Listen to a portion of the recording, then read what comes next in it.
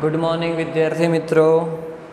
So last lecture में आपणे alcohol शू है, फिनोल शू है एनी व्याख्या जोई हती।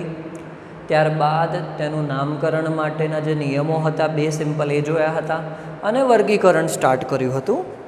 वर्गीकरणनी अंदर पण आपणे बे प्रकार जोई लीधा हता के आल्कोहोल OH समूहनी संख्याना आधारे, त्यारबाद OH समूह धरावतो कार्बन sp3 संकरण धरावतो होय तेनी अंदर प्राथमिक आल्कोहोल, द्वितीयक आल्कोहोल, तृतीयक आल्कोहोल अने लास्ट आपणे जोयुं हतुं एनी अंदर बेन्जाइलिक आल्कोहोल अने एलाइलिक आल्कोहोल।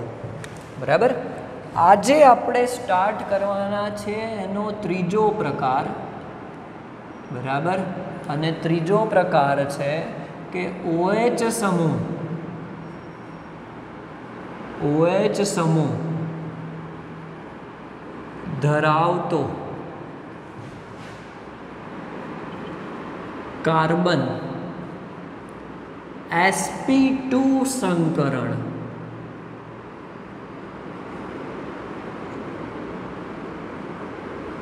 धरावतो होय।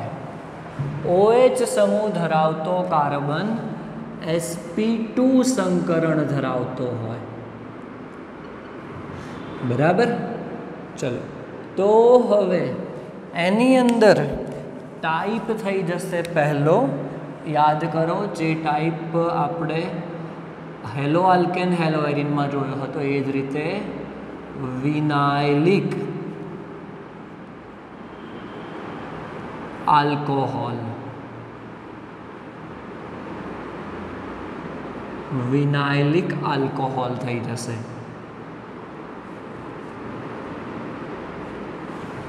बराबर। व्याख्या ए ज रीतनी सिंपल थई जशे के OH समूह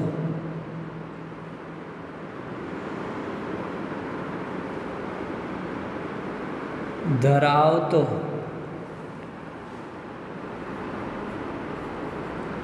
कार्बन sp2 संकरण धरावतो तथा ते फरजियात एलिफेटिक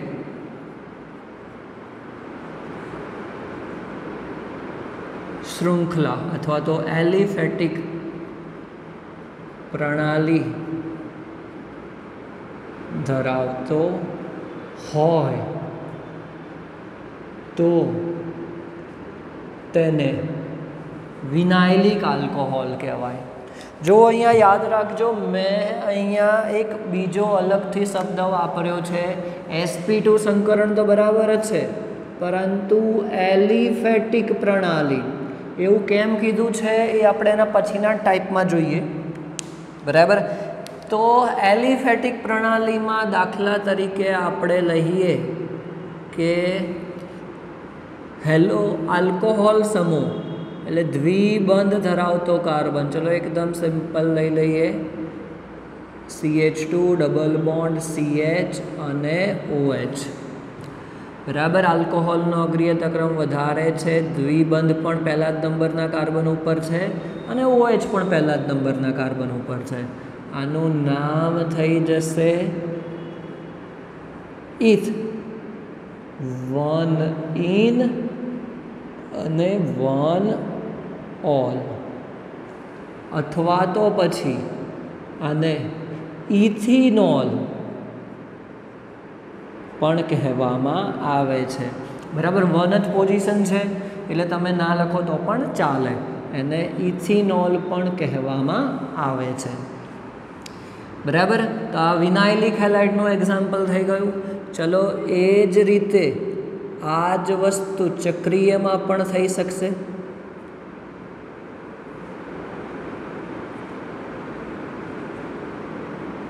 चलो आ छे साइक्लोहेक्सेन।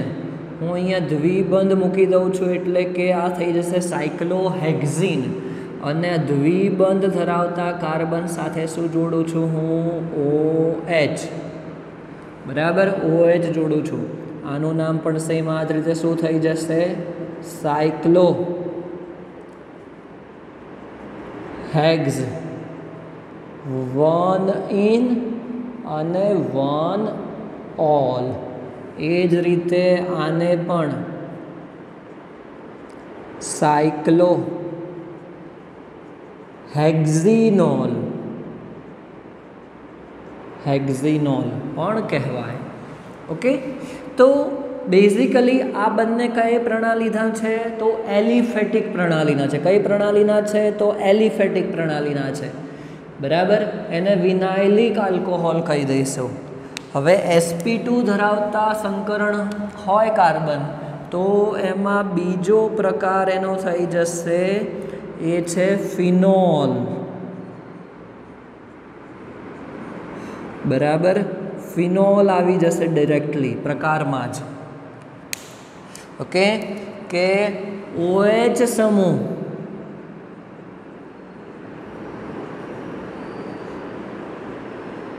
ધરાવતો કાર્બન બેન્ઝીન ચક્રનો કાર્બન હોય. બેન્ઝીન ચક્રનો કાર્બન કે જે sp2 સંકરણ, બેન્ઝીન ચક્રનો કાર્બન એ કયો સંકરણ ધરાવે છે? તો sp2 સંકરણ ધરાવે છે. બેન્ઝીનના બધા જ કાર્બન. બરાબર, તેને આપણે ફિનોલ કહીશું. અને એ કઈ પ્રણાલીમાં આવશે? એરોમેટિક પ્રણાલી. કઈ પ્રણાલીમાં આવશે? એરોમેટિક પ્રણાલી. બરાબર, એટલે મેં અહીંયા ઉપર સ્પેસિફિક શબ્દ વાપર્યો કે એલિફેટિક પ્રણાલી. બરાબર, આને શું કહીશું આપણે? ફિનોલ કહીશું. બરાબર, તો આ હવે આખું ક્લાસિફિકેશન થઈ ગયું, તેનું વર્ગીકરણ થઈ ગયું. જે રીતે હેલો આલ્કેન હેલો એરિનમાં હતું એ જ સંપૂર્ણ બધા જ એ જ છે ક્લાસિફિકેશનની અંદર, નવું કંઈ જ નથી. બરાબર, તો ક્લાસિફિકેશન અહીંયા તમારું પૂર્ણ થયું. નેક્સ્ટ હવે આપણે આગળ જોવાના છીએ એની રાસાયણિક પ્રક્રિયાઓમાં બનાવટ. બરાબર, આલ્કોહોલ અને ફિનોલની બનાવટ આપણે હવે જોઈશું. બરાબર, ફંક્શનલ ગ્રુપ ક્રિયાશીલ સમૂહના જે સ્ટ્રક્ચર છે એકદમ સિમ્પલ છે, આપણે પછી જોઈશું. બરાબર, આપણે હવે ચાલુ કરીશું આલ્કોહોલ અને ફિનોલ.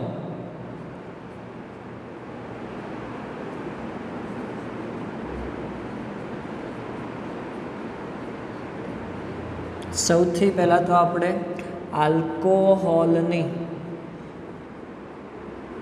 બનાવટ જોઈએ. આલ્કોહોલની બનાવટ એકચ્યુઅલી તમે આ વસ્તુ આગળ આમાંથી અમુક પ્રક્રિયાઓ ભણી ગયા છો. આલ્કોહોલની બનાવટની અંદર ટોટલ આપણે ભણવાના છીએ 4 પ્રકારની પ્રક્રિયા. એક છે આલ્કીનમાંથી,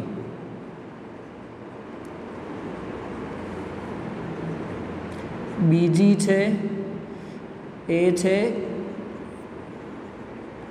કાર્બોનિલ સમૂહના રિડક્શન દ્વારા, ત્રીજી પ્રક્રિયા થઈ જશે ગ્રિગ્નાર્ડ પ્રક્રિયા દ્વારા, અને લાસ્ટ ચોથી પ્રક્રિયા થશે એ છે હાઇડ્રોબોરેશન ઓક્સિડેશન દ્વારા. હાઇડ્રોબોરેશન ઓક્સિડેશન દ્વારા. આજે આપણે આમાંથી પહેલી 2 પ્રક્રિયા આલ્કીનમાંથી અને કાર્બોનિલ સમૂહના રિડક્શન દ્વારા આ બંને પ્રક્રિયાઓ આપણે જોઈશું. તો સૌથી પહેલાં આપણે જોઈએ પ્રક્રિયા આલ્કીનમાંથી. સૌથી પહેલાં આપણે પ્રક્રિયા જોઈએ આલ્કીનમાંથી.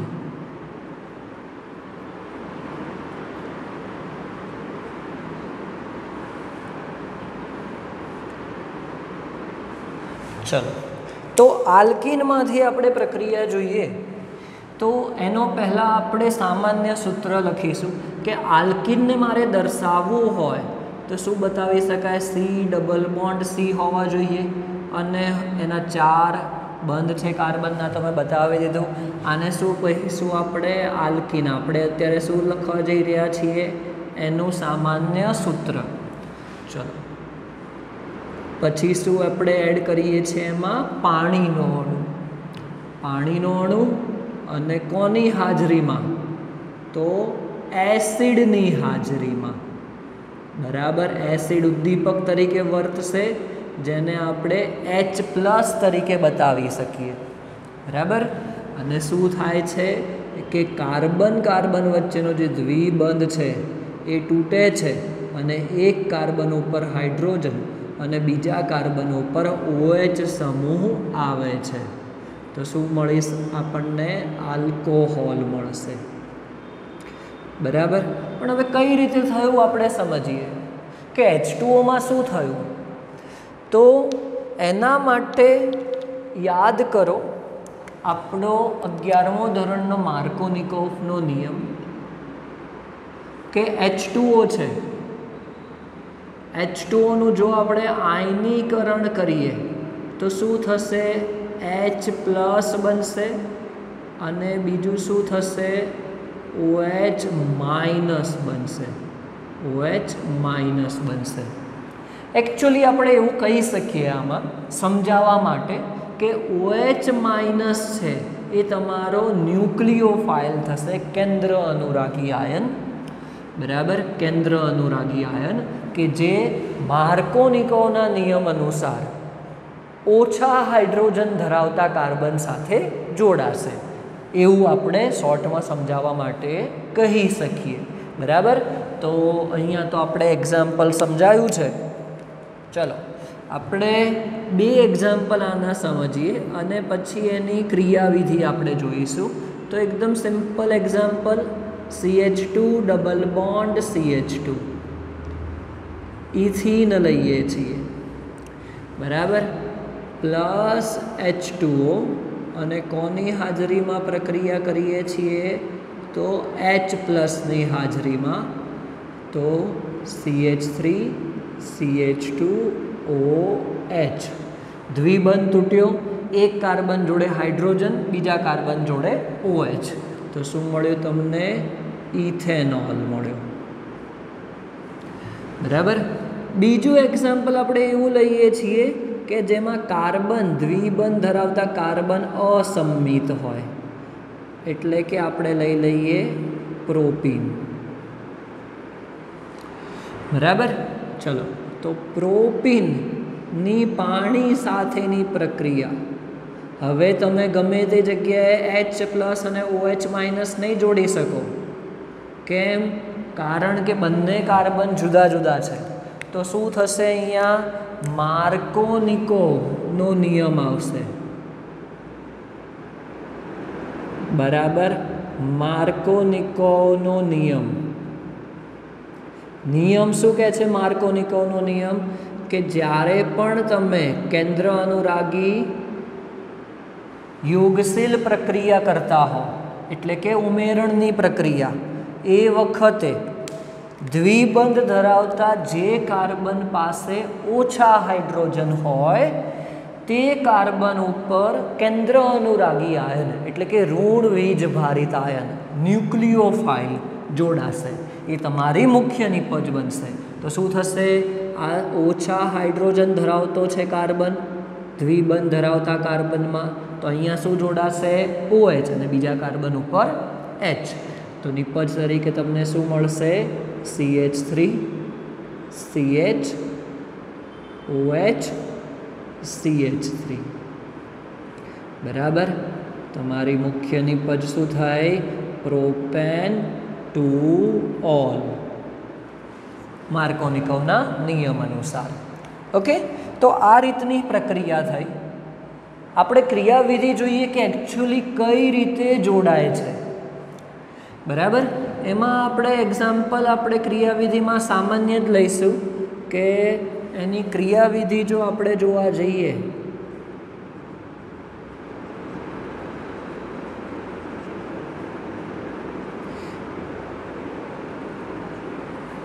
તો આપણે જોઈએ કે સૌ પ્રથમ શું થાય છે, પાણી એ આપણો એક પ્રક્રિયક છે અને એસિડ એ ઉદ્દીપક છે. તો પાણી અને એસિડ એકબીજા સાથે પ્રક્રિયા કરે છે. પાણી અને એસિડ અને શું બનાવે છે, તે H3O+ આયન બનાવે છે. શું બનાવે છે? H3O+ ion. એને બતાવવું હોય તો તમે આ રીતે બતાવી શકો. 3 હાઇડ્રોજન જોડાયેલા છે ઓક્સિજન સાથે અને ઓક્સિજન ઉપર ધન વીજભાર છે. બરાબર, આ રીતે તમે બતાવી શકો. તો હવે આપણે લઈએ આપણો આલ્કીનનો કાર્બન.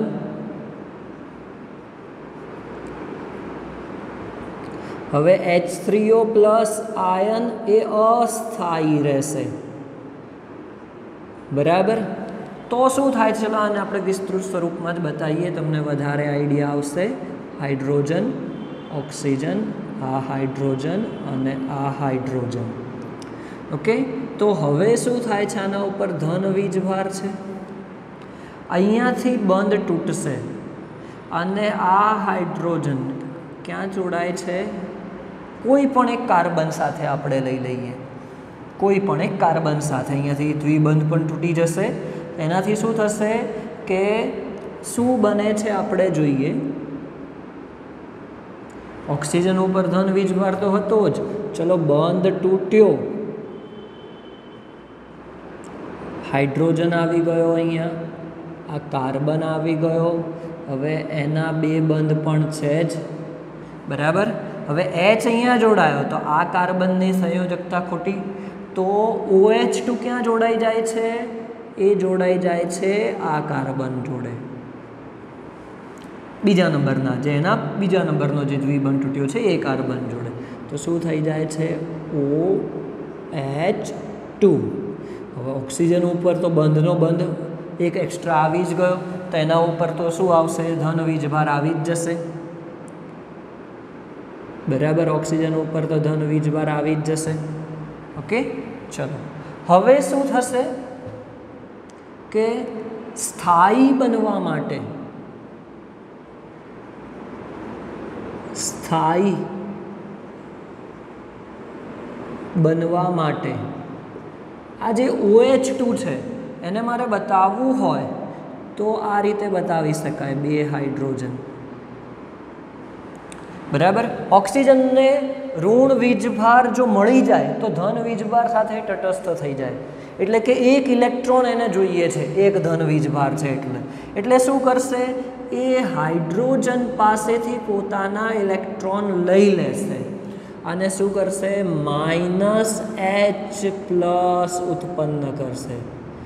બરાબર, H+ શું થશે? દૂર થશે.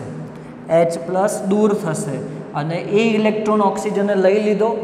ઇલેક્ટ્રોન લઈ લીધો તો એનો ઉપરનો ધન વીજભાર પણ જતો રહેશે. બરાબર, તો શું થઈ ગયું?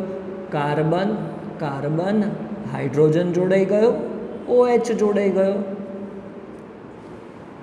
બરાબર, તો હવે જે આ H+ વધ્યો એ શું કરશે? આ H+ એ બીજા પાણી સાથે પ્રક્રિયા કરશે, ફરીથી H3O+ બનાવશે, ફરીથી એ બીજા આલ્કીનનું આ જ રીતે આલ્કોહોલમાં કન્વર્ઝન કરશે. બરાબર, એટલે પ્રક્રિયા ચાલુ જ રહેશે તમારી. તો આ આલ્કીનમાંથી પ્રક્રિયાની ક્રિયાવિધિ થઈ ગઈ. ઓકે, એકદમ સિમ્પલ હતી. તમારે સમજવાનું છે કે કઈ રીતે પ્રક્રિયા થઈ. ઓકે, ચલો નેક્સ્ટ હવે આપણે આગળ જોવા જઈ રહ્યા છીએ કાર્બોનિલ સમૂહના રિડક્શન દ્વારા. બરાબર, પરંતુ એ વસ્તુ સમજતા પહેલાં તમને 11મા ધોરણની શરૂઆતમાં જ રિડક્શન કરતાં શું છે, ઓક્સિડેશન કરતાં શું છે એની માહિતી આપી હતી. એ સિવાય ઓક્સિડેશન કરતાં, રિડક્શન કરતાં એ તમને લખાવ્યા પણ હતા કે કયા કયા છે. તો આપણે સૌ પ્રથમ જોઈએ કે ઓક્સિડેશન કરતાં રિડક્શન કરતાં શું છે. એમાં પણ આપણે રિડક્શન કરતાં જોઈએ, કેમ કે આપણે રિડક્શન દ્વારા આપણે નિપજ મેળવવાની છે. તો રિડક્શન કરતાં જોઈએ કે કયા કયા છે. તમને યાદ રાખવા માટે કીધું હતું રિડક્શન કરતાંમાં કે હાઇડ્રોજન H2 પ્લસ પેલેડિયમ એક રિડક્શન કરતા છે. એ જ રીતે પેલેડિયમની જગ્યાએ તમે પ્લેટિનમ પણ યુઝ કરી શકો, એની જગ્યાએ નિકલ પણ યુઝ કરી શકો, એની જગ્યાએ Fe પણ યુઝ કરી શકો. બરાબર. હાઇડ્રોજન સાથે તમે આટલી ધાતુ એ યુઝ કરી શકો છો, તો એ તમારી રિડક્શન કરતા થશે. એ જ રીતે Zn પ્લસ HCl એ પણ એક રિડક્શન કરતા છે. Fe પ્લસ HCl એ પણ એક રિડક્શન કરતા છે. બરાબર. Sodium plus liquid ammonia reduction કરતા છે. બરાબર. એ સિવાય આપણે જોઈએ NaBH4 સોડિયમ બોરોહાઇડ્રાઇડ પાણી સાથે વાપરીએ એ તમારો રિડક્શન કરતા થશે. લિથિયમ એલ્યુમિનિયમ હાઇડ્રાઇડ એ ખૂબ જ પ્રબળ રિડક્શન કરતા છે. બરાબર. તો એટલીસ્ટ તમને આટલા રિડક્શન કરતાં, હજી આપણે ઘણા બધા શીખીશું એમ આપણે જોતા જઈશું, પણ આટલા રિડક્શન કરતાં તમને મોઢે હોવા જ જોઈએ કે ગમે ત્યારે પ્રક્રિયામાં તમને આ લખેલું હોય તો ખબર પડવી જોઈએ કે રિડક્શન થશે પ્રક્રિયાનું. બરાબર. ચલો, તો હવે આપણે પ્રક્રિયા જોઈએ કે કાર્બોનિલ સમૂહ. પ્રક્રિયાનું નામ શું છે? કાર્બોનિલ સમૂહ.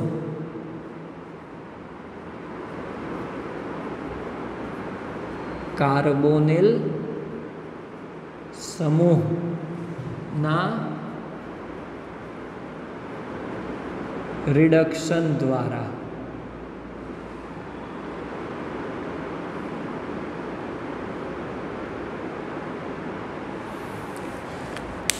તો કાર્બોનિલ સમૂહ તમને ક્યાં ક્યાં જોવા મળશે?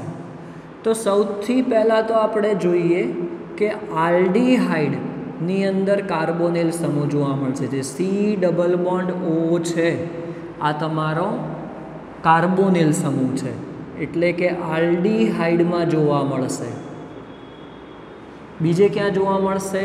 તો કીટોનમાં જોવા મળશે.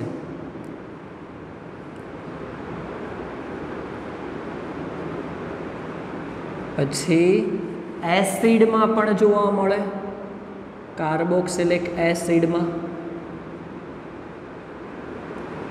અને એસ્ટરમાં પણ જોવા મળે.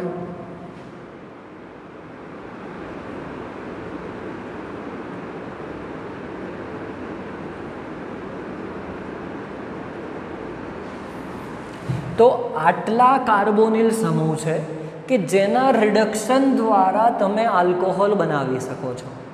બરાબર. કે આલ્ડીહાઇડના રિડક્શન દ્વારા, કીટોનના રિડક્શન દ્વારા, એસિડના રિડક્શન દ્વારા, એસ્ટરના રિડક્શન દ્વારા. અને એ ચોક્કસ પ્રકારની નિપજો આપે છે. એ આપણે સૌ પ્રથમ જોઈએ એની અંદર. તો આલ્ડીહાઇડ લઈએ છીએ આપણે, R⁻C∪O અને H. તો આલ્ડીહાઇડના રિડક્શન દ્વારા તમે રિડક્શન કરતા તરીકે H2+ PD લઈ શકો છો, Zn+ HCl લઈ શકો છો, NaBH4 લિથિયમ એલ્યુમિનિયમ હાઇડ્રાઇડ પણ લઈ શકો છો. આપણે લઈએ છીએ સિમ્પલ, લઈએ H2+ પેલેડિયમ. બરાબર. તો શું થાય છે? જે આ કાર્બોનિલ સમૂહ છે એનું કન્વર્ઝન एक्चुअली अहींया जो लखवा जईए तो C डबल बॉन्ड O छे अने एनुं कन्वर्जन थईने COH बने छे। कार्बन जोड़े एक हाइड्रोजन अने एना बंध बे होय ए रीते जोड़ाय छे। तो अहींया पण एवुं ज थशे के R छे CH, अहींया बीजो एक हाइड्रोजन छे तो CH2 थई जशे अने OH आल्कोहोल मळशे। पण आ आल्कोहोल केवो हशे तो प्राथमिक आल्कोहोल हशे। बराबर। એટલે યાદ રાખવાનું છે કે આલ્ડીહાઇડના રિડક્શન દ્વારા હંમેશા પ્રાથમિક આલ્કોહોલ મળશે। શું મળશે? પ્રાથમિક આલ્કોહોલ મળશે। બરાબર। ચલો બીજી પ્રક્રિયા આપણે જોઈએ કીટોનના રિડક્શન દ્વારા। તો RC ડબલ બોન્ડ O અને R। ચલો કીટોન લઈ લઈએ। कीटोनનું રિડક્શન કરીશું। રિડક્શન કરતાં આપણે બદલીએ, ચલો લઈ લઈએ છીએ NaBH4 પ્લસ H2O। બરાબર। તો સેમ વસ્તુ તમને જે કીધું એ કાર્બોનિલ સમૂહનું રિડક્શન થશે આલ્કોહોલમાં તો CH આવી જશે, OH જોડાશે અને R તો છે જ બંને બાજુ। તો જુઓ આલ્કોહોલ સમૂહ ધરાવતો કાર્બન બીજા બે કાર્બન આલ્કાઇલ સમૂહ એટલે કે મિથાઇલ ઇથાઇલ પ્રોપાઇલ એટલે કે કાર્બન જ હશે। તો પછી શું થઈ જશે? કયો આલ્કોહોલ મળશે? તો દ્વિતીયક આલ્કોહોલ મળશે। શું મળશે? દ્વિતીયક આલ્કોહોલ। બરાબર। એટલે સમજવું ખાસ જરૂરી છે કે કીટોનથી શું મળશે? દ્વિતીયક આલ્કોહોલ મળશે। કયો મળશે? દ્વિતીયક આલ્કોહોલ મળશે। ચલો ત્રીજું જોઈએ acid. RC double bond OH। બરાબર।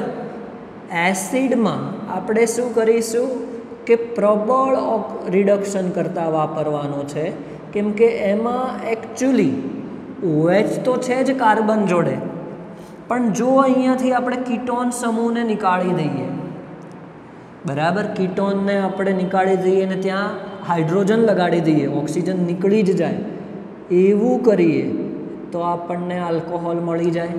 તો એના માટે આપણે પ્રબળ રિડક્શન કરતાં લિથિયમ એલ્યુમિનિયમ હાઇડ્રાઇડ વાપરવામાં આવે છે અને બીજી પ્રક્રિયા એની પાણી સાથે કરીશું।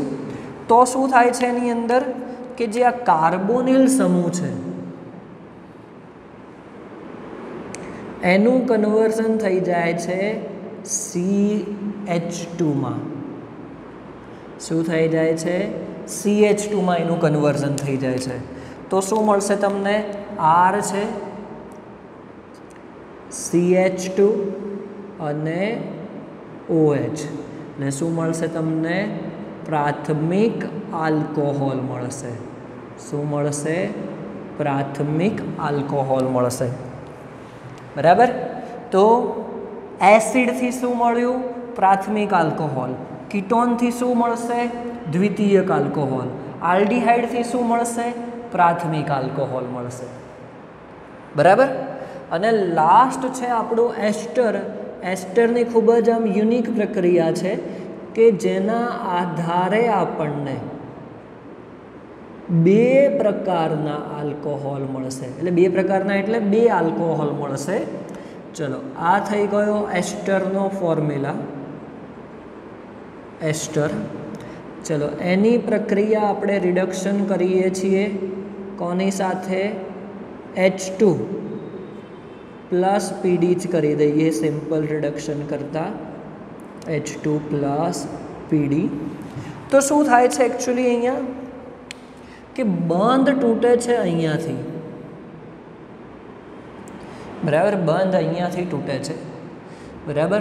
આ જે C ડબલ બોન્ડ O છે એનું કન્વર્ઝન તો આ જ રીતે થાય છે CHOHમાં, અને જે ઓક્સિજન અહીંયા એકલો બાકી બચ્યું છે એની જોડે એક બીજો હાઇડ્રોજન પણ જોઈન્ટ થઈ જાય છે। બરાબર. તો શું થઈ જાય છે કે આર કાર્બનનું શું થઈ જાય છે CH2OH થઈ જાય છે કે જે આ પાર્ટ છે. અહીંયા હું આર ડેશ કહી દઉં છું અને બીજો શું મળે છે આર ડેશ OH. બરાબર. બંનેમાં મળે છે પ્રાથમિક આલ્કોહોલ જ, પરંતુ શું મળશે 2 આલ્કોહોલ મળશે જુદા જુદા.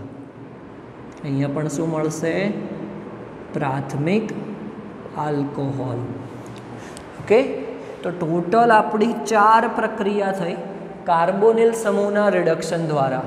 આલ્ડીહાઇડમાંથી પ્રાથમિક આલ્કોહોલ મળશે, કીટોનમાંથી દ્વિતીયક, એસિડમાંથી પ્રાથમિક અને એસ્ટરમાંથી પણ પ્રાથમિક જ મળશે, પણ એમાં 2 અલગ અલગ તમને આલ્કોહોલ મળશે. ઓકે. તમારે શું કરવાનું છે, આ મેં જનરલ ફોર્મ્યુલા લખ્યા છે, તમારે આ દરેક માટે 2 ઉદાહરણ તમારે આપવાના છે. શું કરવાનું છે 2 ઉદાહરણ તમારે આપવાના છે આના. ઓકે. ચલો તો આટલે સુધી આપણે રાખીએ છીએ. નેક્સ્ટ ટાઈમ આપણે આગળ ગ્રિગ્નાર્ડ પ્રક્રિયા અને હાઇડ્રોબોરેશન ઓક્સિડેશન પ્રક્રિયા જોઈશું.